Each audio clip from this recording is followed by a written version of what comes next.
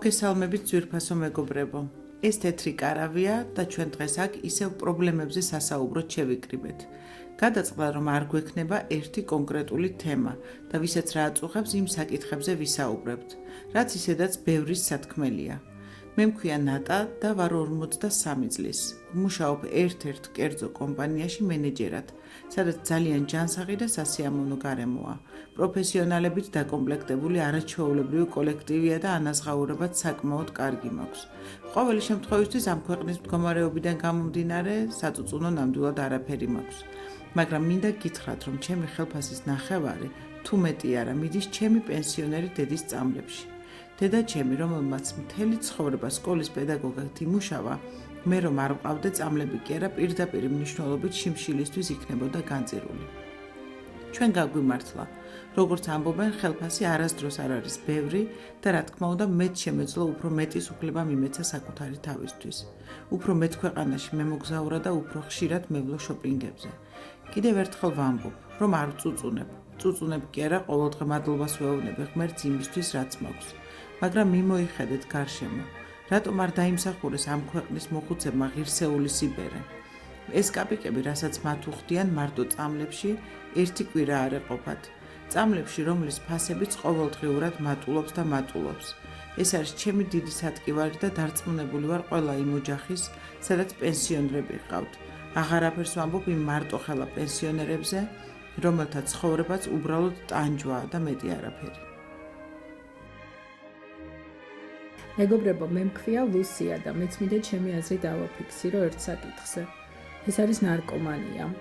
ეს პრობლემა წლიდან წლამდე კი არ გვარდება, პირიქით მატულობს და მატულობს. და თუ ადრე ამ სცენით უმეტესად მამაკაცები იყვნენ დაავადებულნი, ახლა როგორც ამბობენ, გოგონები ჭარბობენ. კი, ათასნაირი მკურნალობის მეთოდებია ახლა და მთავარია პაციენტმა მოინდომოს და ნარკომანია იკურნებაო. მაგრამ ამით მთავარი პრობლემა არ გვარდება. საიდან მოდის ეს სცენი? რატომ ირჩევს მოზარდი ამ საწამლავს, მაშინ როცა მთელი სამყარო მის წინაა გადაშლილი? სად არის ძაღლის თავი დამარხული? და ვის აწყობს ამდენი მოზარდი ნარკომანი ამ ქვეყანაში? აი, აქედან უნდა დაიწყოს პრობლემის მოგვარება და არა უკვე ჩაშვებული ნარკომანის მკურნალობით. მე ერთ-ერთ უმაღლეს სასწავლებელში დამლაგებლად ვმუშაობ და იმდენი ფაქტი მინახავს თავად, რომ გული გახეთქვაზე მაქვს. რატომ არიან ასეთი დეპრესიულები ეს ახალგაზრდები? სად დავუშვით შეცდომა? იქნებ ჩვენი მშობლების ბრალია ეს ყველაფერი. იმის, რომ ზედმეტი თავისუფლებით და ნაკლები პასუხისმგებლობით გავზარდეთ. ჩემს მეზობლად 2 წლის წინ 16 წლის ანგელოზივით გოგონა გარდაიცვალა. პირველად იყო ღამის კლუბში და ნარკოტიკიც პირველად გასინჯა.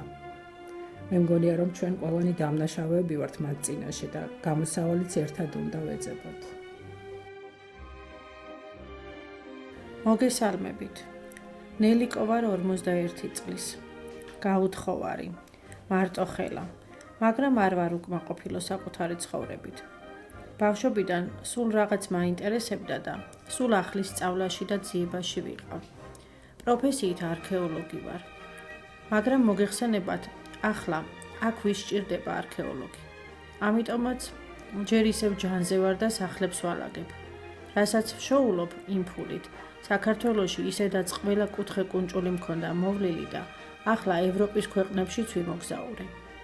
საბერძნეთში ვიყავი, საფრანგეთში, ავსტრიაში და სულ მალე ესპანეთის კუნძულებსაც მოვინახულებ.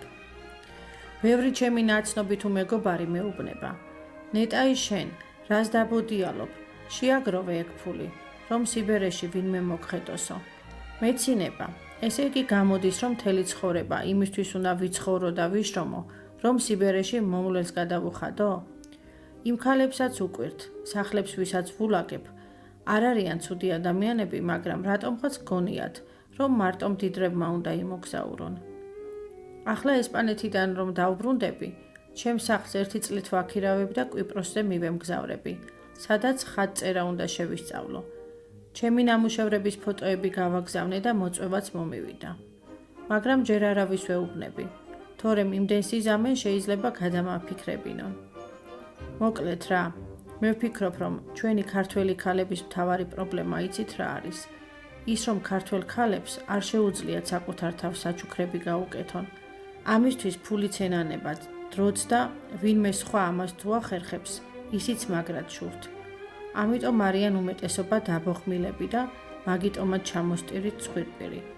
გაინძერით ქალებო, ვისაც ჯანმრთელობის პრობლემა არ გაწუხებთ, ფულის შოვნა ყველას შეგიძლიათ და დამერწმუნეთ თქვენ ცხოვრებასაც გაილამაზებთ და სხვასაც გააბედნიერებთ. აი ასეთი რჩევები მინდოდა რომ მომეცა. აბა მომავალ შეხვედრამდე.